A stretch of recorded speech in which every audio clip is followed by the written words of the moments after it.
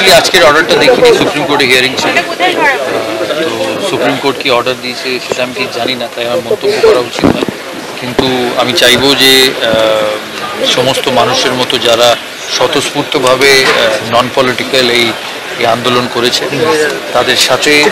তাদের সাথে থেকে তাদের জন্য যে ওই মেয়েটির জাস্টিস যেন হয়, সেটা সবচেয়ে বেশি ইম্পর্টেন্ট।